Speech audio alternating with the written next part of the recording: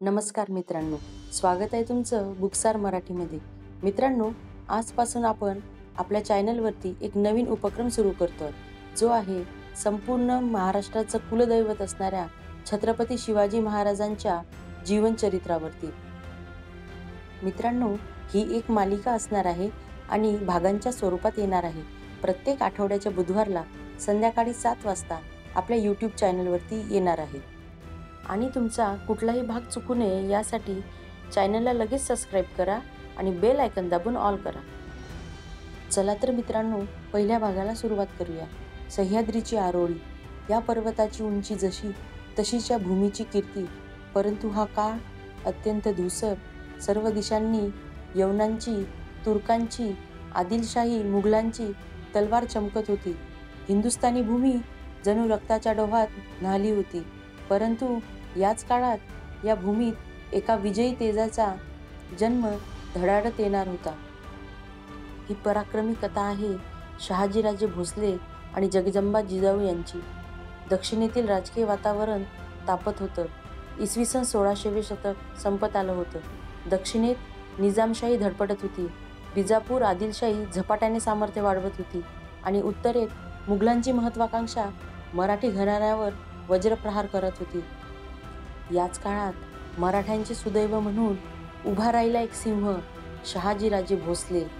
शहाजीराजे अतिशय तेजस्वी व्यक्तिमत्व, उंच बांधा, टोकदार दृष्टी, रणनीतीत अतुलनीय, वक्तृत्वात प्रभावी आणि तलवार भाल्यात अतिशय पारंगत. शत्रूचा सरदार गरजतो. अरे मर्दांनो, थारा आहे की जीव गमावला. शहाजी तलवार पुढे करून गरजतात. स्वराज्याच्या मर्दांना जीव मोलाचा नव्हे, पराक्रम मोलाचा. या पुढे या, उभं तलवारीवरून ओलांडून दाखवा. शहाजी तलवार फिरवतात. घोड्यावरून झेप घेतात. 3 जणांचा वेगाने पराभव करतात. शत्रू मागे हटतात आणि सैनिक जयघोष करतात, राजे राजे जय रघुवंशी. शहाजी तलवार खांद्यावर टेकवून म्हणतात, ही भूमी माझ्या पित्यांची आणि मी तिचा राखणदार आहे. आदिलशाही दरबाराच्या छावणीत मोठी बैठक होती. मंत्री, सरदार, तुर्क अधिकारी सर्व हजर होते. एक तुर्क अधिकारी म्हणतो, शहाजी, तुमची लष्करी बुद्धी आणि धैर्य आमच्या सल्तनतीला आवश्यक आहे. तुम्ही आम्हाला तोंड देत नाही, पण साथ देत आहात, हाच आमचा विश्वास. शहाजीराजे म्हणतात, माझी तलवार धर्मासाठी, न्यायासाठी आणि लोकांच्या कल्याणासाठी उगवते. सल्तनतमध्ये मी आहे, परंतु माझं मन माझ्या मातीशी जोडलं आहे. मंत्री म्हणतो, मग या खेळातून बाहेर पडा राजे. हे तिन्ही साम्राज्यांचे दडपण सहन करणे कठीण आहे. शहाजी तलवार टेबलावर ठेवतात आणि म्हणतात, धोरणे बदलत राहतील, पण भोसल्यांचे ध्येय कधीच नाही, आणि तिथून निघून जातात. सिंदखेडजवळील लख्ख राजवाडा. दिव्य शांतता. जिजाऊ मंदिरात शिवपिंडीसमोर बसलेल्या. डोळ्यात तेज, मागे मंद वेदी. जिजाऊ म्हणजे मराठ्यांची वीर माता. धर्मबुद्धी, पराक्रम, नीती आणि अढळ धैर्य यांचा साक्षात अवतार. त्या हातात भागवत घेत आहेत आणि देवाला प्रार्थना करत आहेत. हे देवाधिदेव महादेव, या भूमीत धर्मरक्षण करणारा कुणी उभा नाही. अत्याचारांच्या वाळवटीत जनता हलाखीत आहे, परंतु तुझ्या कृपेने या जगात एक तेज जन्माला येऊ दे. सहचारिणी सखू विचारते, आईसाहेब, तुम्ही सदैव चिंतेत दिसता. काय काळजी आहे एवढी? जिजाऊ म्हणतात, काळजी या भूमीची, या भूमीवरच्या अनाथ जनतेची. जगात अन्यायाला कोंडमारा वाढला आहे. देवाने कृपा केली तर भविष्य बदलून जाईल. सिंदखेड वाड्याचे शांत अंगण. शहाजी परत येतात. जिजाऊ त्यांना वदनावर स्मित भेट देतात. शहाजी म्हणतात, जिजाऊ, रणांगणात काळ्या ढगांसारखी परिस्थिती आहे. जिजाऊ म्हणतात, ढगांचे रूप भयानक असते, परंतु विजेचा जन्मही त्यातूनच होतो. शहाजी बसतात आणि म्हणतात, तुमच्या नजरेत नेहमी काहीतरी दिव्य प्रकाश दिसतो. जणू तुम्ही भविष्य पाहताय. जिजाऊ, राजे, या भूमीला एका रक्षकाची गरज आहे आणि देवाने माझ्या उदरात त्या रक्षकाचे बीज पेरावे, हीच माझी प्रार्थना. एके दिवशी जिजाऊंना अस्वस्थ वाटत होते आणि त्या मूर्छित होऊन पडल्या. तसेच दासीने ताबडतोब दाईला बोलवले. दाईने जिजाऊंचे नाडी परीक्षण केले आणि त्यांना एक गोड बातमी दिली. आईसाहेब, श्रीची अपरंपार कृपा, तुम्ही गर्भवती आहात. जिजाऊ देखील आनंदी झाल्या. दाई म्हणते, आईसाहेब, राजवाडा ह्या वार्तेने भारावून जाईल. जिजाऊ म्हणतात, ही वार्ता नाही, ही जबाबदारी आहे. या बालकाच्या जन्मासोबतच काळ बदलणार आहे. जिजाऊ गर्भवती आहेत ही वार्ता सिंदखेडपासून विजापूरपर्यंत झपाट्याने पोहोचली. सर्वत्र एकच चर्चा सुरू होती. जिजाऊ देवाला प्रार्थना करतात, हे देवादिदेव, माझ्या पोटी जे वाढत आहे त्याच्यात दया, धर्मपालन, न्याय आणि रणधैर्य भरून दे. अचानक मंदिरात मुख्य ज्योत जळून तेजस्वी होते. दासी गोंधळून पाहते. आईसाहेब, ही ज्योत जणू देवानीच उत्तर दिलं आहे. जिजाऊ शांतपणे डोळे मिटतात आणि म्हणतात, हा दैवी संकेत आहे. काळ मोठ्या परिवर्तनाकडे चाललेला आहे. शहाजी एका मोहिमेतून परत येत असताना दूत येतो. दूत सांगतो, महाराज, श्रींची अखंड कृपा, मातोश्री गर्भवती आहेत. शहाजींचा चेहरा आनंदाने उजळतो. ते तलवार आकाशाकडे उचलतात आणि देवाचे आभार मानतात.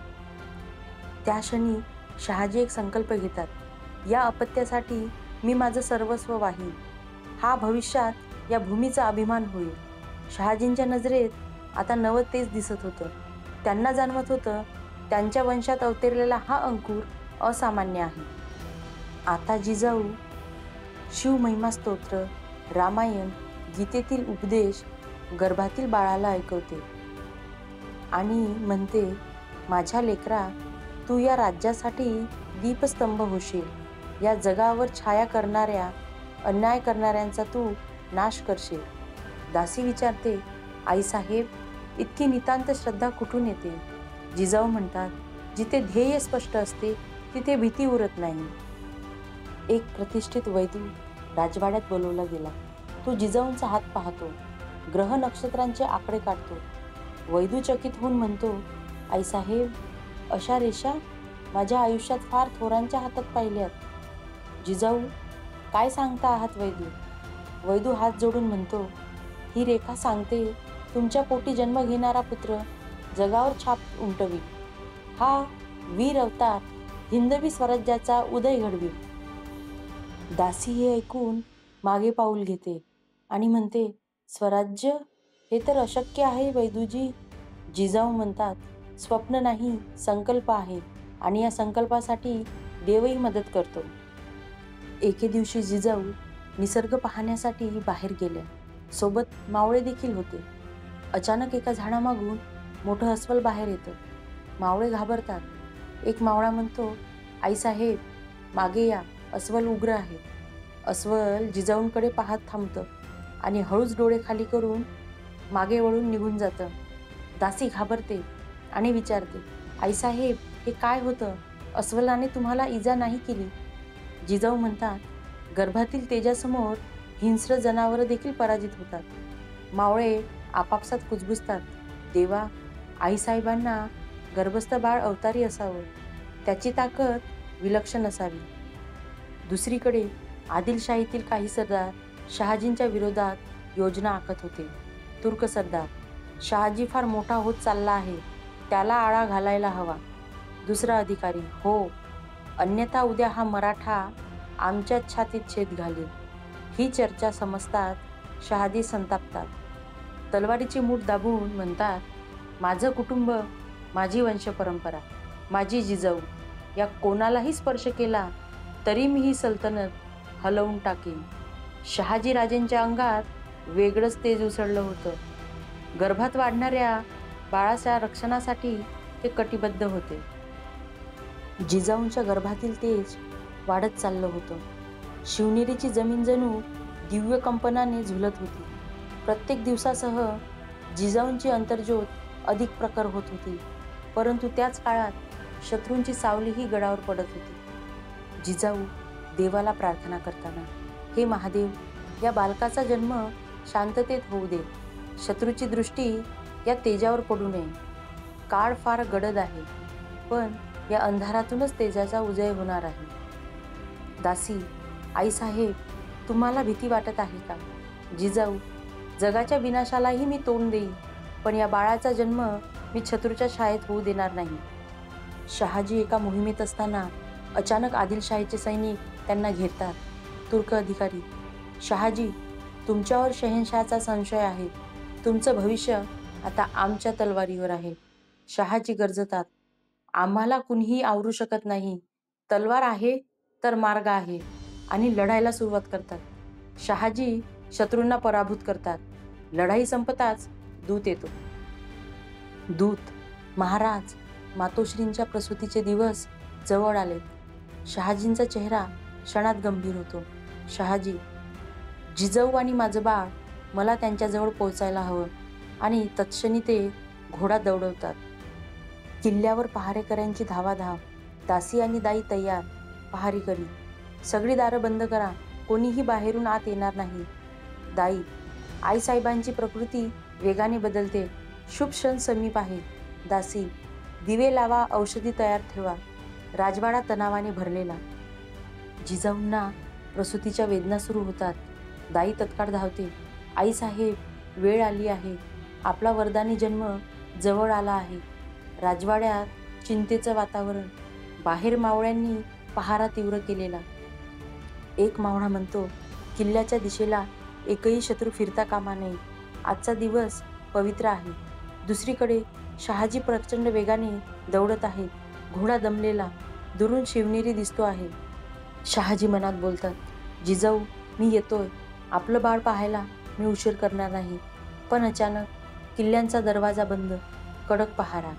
पहारेकरी, राजे, क्षमा करा, दारे उघडू शकत नाही. आईसाहेब प्रसूतीत आहेत.